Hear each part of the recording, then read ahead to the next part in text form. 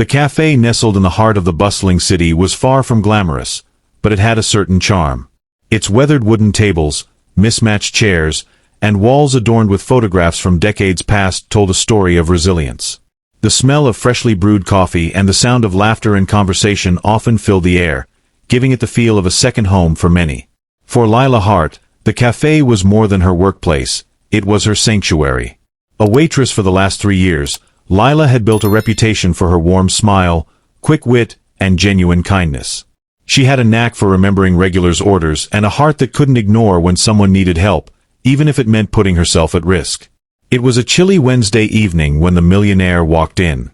Though he didn't flaunt his wealth, his tailored suit and confident stride spoke volumes. Lila noticed him immediately.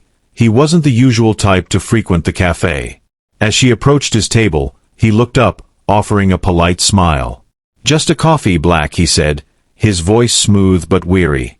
Lila nodded, her instinctive warmth prompting her to ask, "Long day?" "You could say that," he replied, leaning back in his chair. Over the next hour, she observed him from a distance, his eyes glued to his laptop, his fingers occasionally rapping the table in frustration. She couldn't help but feel a pang of sympathy. Success, she knew, didn't always equate to happiness. The cafe was nearly empty when another man entered, a sharp contrast to the first. This one had an air of calculated charm, his grin too wide and his demeanor too rehearsed. He greeted the millionaire with a hearty handshake and sat down across from him. Their conversation was low, but Lila couldn't help catching snippets as she refilled their coffee cups. "A surefire deal. Just trust me," the second man said, his tone oily. The millionaire didn't seem entirely convinced, his brows furrowed as he listened. As Lila cleared a nearby table, she couldn't shake the unease creeping up her spine. There was something off about the second man. His words felt too slick, his promises too extravagant. Over the years, Lila had developed a keen sense of people. Something about him screamed trouble. When the two men left, she dismissed the feeling as overthinking. But that night, she lay awake, her mind replaying their conversation. The next day, as the cafe bustled with its usual morning crowd, the millionaire returned. He sat in the same corner, this time accompanied by a phone call. Lila hesitated, her heart pounding. She wasn't sure what compelled her. Perhaps it was the memory of his tired eyes, the way he seemed on edge. She approached his table with a fresh pot of coffee, her voice barely above a whisper. "Excuse me," she began, her cheeks flushing. "I know this might sound strange, but, about the man you met last night, be careful. Something about him doesn't feel right." The millionaire blinked, startled. For a moment, he seemed taken aback, then intrigued. "Why do you say that?" Lila fidgeted with the edge of her apron. "I've been serving people here for years. I can't explain it, but he doesn't seem trustworthy." He studied her intently, his expression unreadable. "Thank you," he said after a long pause. "I'll keep that in mind." That afternoon, Lila thought little of their interaction. She had done what she felt was right, even if it meant overstepping boundaries. She didn't expect anything to come of it. The next morning, as the sun bathed the street in golden light, Lila was jolted awake by the sound of an engine outside her modest apartment. She peeked through the curtains, her breath catching. A sleek black luxury car was parked to the curb, its polished exterior gleaming in the sunlight. A man in a crisp suit stepped out, holding a velvet box. Lila's heart raced as he approached her door. When she opened it, he handed her the box with a polite bow. Inside was a note, written in elegant script. "Your words changed everything. Thank you." Lila stood frozen in the doorway, staring at the note and the velvet box in her trembling hands. She wasn't sure what to expect when she opened it, but the sight of a gleaming gold key resting inside made her breath hitch. A key? To what? And who sent this? The man in the suit cleared his throat, breaking her train of thought. "Ms. Hart, I was instructed to deliver this to you personally. The car is yours as well." Lila's jaw dropped. "Wait, what? There must be some mistake. I don't even know who." "The benefactor wishes to remain anonymous, but I assure you, there is no mistake," the man said with a polite nod. "He left a message. This is only the beginning. Thank you for your honesty. Before she could press for more information, the man stepped back, offered a courteous bow, and returned to the car he arrived in. Moments later, it sped off, leaving Lila standing barefoot on her porch, clutching the box as her heart raced. She wasn't used to being noticed, let alone rewarded, for her actions. Her days were filled with serving coffee, handling rude customers, and scraping by to make ends meet. What was this? A dream? A prank? She wasn't sure whether to laugh, cry, or pinch herself. Overwhelmed, Lila stepped back inside and placed the key and note on her small kitchen table. As she poured herself a cup of coffee, her mind raced back to the millionaire. Could this have something to do with him? The following day at the cafe, her co-workers noticed her distracted demeanor. Even the regulars picked up on her quietness, though she tried to brush it off with forced smiles. Around lunchtime, her manager called her into the back office. "There's someone here to see you," he said, looking puzzled. When Lila stepped into the cafe's main floor, her heart skipped a beat. The millionaire was there again, standing by the counter, looking far less formal than the first time she'd met him. Dressed in a casual sweater and jeans, he gave her a sheepish smile. "Hi," he said, his voice warmer this time. "Hi," she replied, trying to sound calm though her nerves were anything but. "I wanted to thank you in person," he began, stepping closer. "You were right about my friend. Or rather, the person I thought was my friend."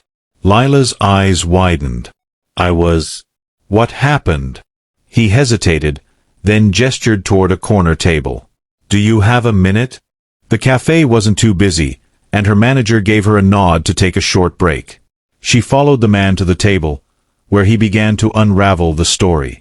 "My name is Ethan," he started. "Ethan Carter. And I owe you more than I can put into words." Lila listened intently as Ethan explained how, after her warning, he dug deeper into the deal his friend had been urging him to sign. What he found was shocking. A network of deceit that could have cost him not only millions but also the reputation he had spent years building. "I've always prided myself on being careful," Ethan admitted, running a hand through his hair. "But I trusted him blindly. I didn't want to believe someone I considered a brother could betray me like that." "I'm so sorry," Lila said softly. "That must have been awful." "It was," Ethan said, his voice thick with emotion. "But it could have been so much worse if you hadn't spoken up. You didn't have to, but you did. That kind of courage is rare." Lila felt her cheeks flush. I don't know. It didn't feel right, and I couldn't keep quiet about it." Ethan leaned forward, his gaze steady. "That small act of kindness saved me. And I don't take that lightly." She fidgeted with the edge of her apron, unsure how to respond. "I was just doing what anyone would have done." "Not everyone would have," he countered. "Which is why I wanted to do something for you in return." Lila's heart sank slightly. "The car." He nodded. "And the key." "There's more waiting for you if you'll let me explain." Lila stared at Ethan, the weight of his words settling heavily on her. "More," she repeated, her voice tinged with disbelief. Ethan smiled faintly, leaning back in his chair. "I know it's a lot to take in, and I hope I'm not overwhelming you. But yes, there's more. I wanted to do something that could really make a difference in your life, the way you've made one in mine." Lila's thoughts raced. The car alone felt like an unimaginable gesture, but now he was hinting at something bigger. She wasn't sure if she should feel grateful or skeptical. "You don't even know me," she said quietly, folding her hands on the table. "Why would you do all this for someone like me?" Ethan's expression softened. "Because sometimes the smallest acts of kindness have the biggest impact. You reminded me of something I'd forgotten, how much good there still is in the world. And I want to pay it forward." He hesitated for a moment before continuing. "The key I gave you, it's not just for the car. It's for a property. A small house just outside the city. I had my team arrange everything this morning." Lila's eyes widened, her breath catching. "A house." "It's modest but cozy," Ethan said quickly, as if sensing her disbelief. "I figured it might be a step up from, well, wherever you're living now." Her cheeks flushed. She thought of her cramped, aging apartment with the leaky faucet and creaking floors. "Ethan, I can't accept that. It's too much. I don't even know how to thank you." "You already have," he replied simply. Lila's mind spun as she tried to process his generosity. But before she could respond, the cafe door swung open, and a man in a sharp suit entered. His gaze swept the room until it landed on Ethan. "There you are," the man said, his tone curt. "We need to talk." Ethan's jaw tightened.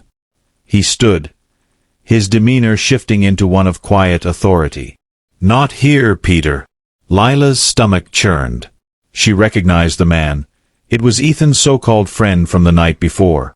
Peter's gaze flicked to Lila, then back to Ethan. "This isn't over. You think you can just walk away from the deal? We've got history, Ethan." "History doesn't excuse betrayal," Ethan said coldly.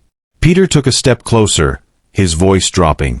"You're making a mistake. A big one." Ethan didn't flinch. "The only mistake I made was trusting you." For a moment, the tension in the room was palpable. Then Peter turned on his heel and stormed out, the bell above the door jangling sharply in his wake.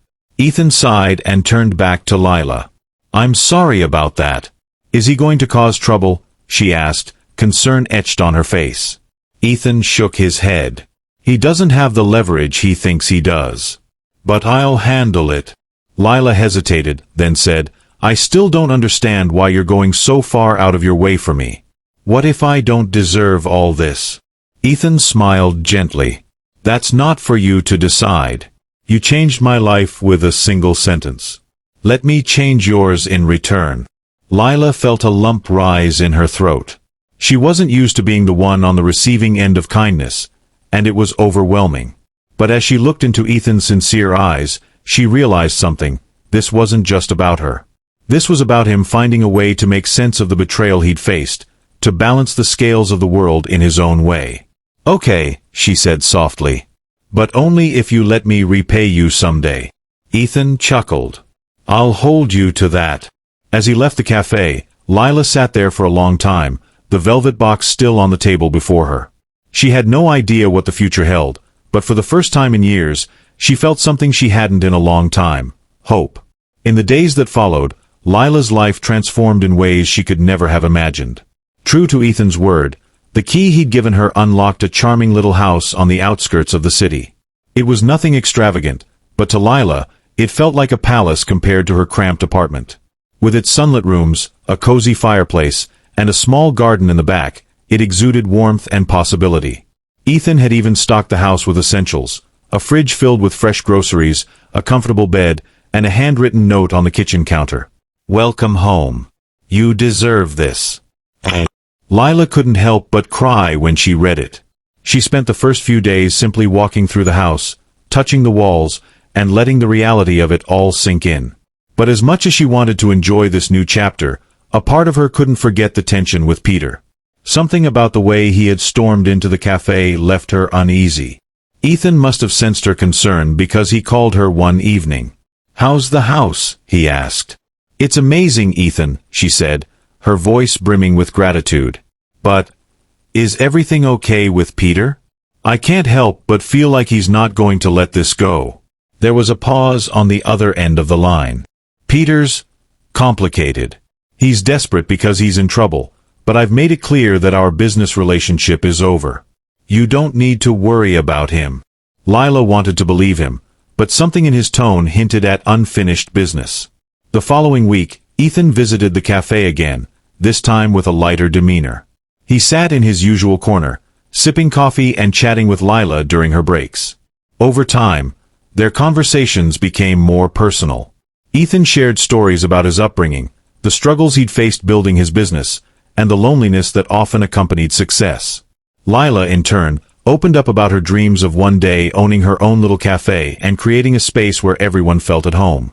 "You should do it," Ethan said one day, his eyes alight with encouragement. She laughed softly. "I wouldn't even know where to start." "Well, now you have a friend who does," he said with a grin. Their friendship deepened, and slowly, Lila began to believe in herself again. With Ethan's guidance, She started sketching plans for her dream cafe. Meanwhile, Ethan's life was also changing. Peter had made one last attempt to sabotage Ethan's business, but his efforts backfired spectacularly. Ethan exposed Peter's schemes, and the man's reputation crumbled. "I owe you for that too," Ethan told Lila one evening. "If you hadn't warned me, I might have been blindsided." "You don't owe me anything," Lila replied. "You've already done more for me than I could ever repay." "Maybe," Ethan said, his voice soft. "But this isn't about owing. It's about doing what feels right." Months later, Lila stood outside her very own cafe, her hands trembling with excitement as she unlocked the doors for the first time. The space was everything she'd dreamed of, bright, welcoming, and filled with the aroma of freshly brewed coffee. The grand opening was a success, and Ethan was her first customer, grinning as he held up his mug. "To new beginnings," he said. "To new beginnings," Lila echoed, her heart full. Their bond grew stronger over time, and though they came from different worlds, they found common ground in their shared values of kindness, integrity, and hope. One evening, as they sat by the fireplace in Lila's cozy house, Ethan turned to her with a thoughtful expression. "You know," he said, "meeting you changed my life." She smiled. "Funny. I was just about to say the same thing." In that moment, surrounded by warmth and laughter, they both realized that sometimes the most unexpected encounters can lead to the happiest endings. "You know," he said, "meeting you changed my life." She smiled. "Funny. I was just about to say the same thing." In that moment, surrounded by warmth and laughter, they both realized that sometimes the most unexpected encounters can lead to the happiest endings.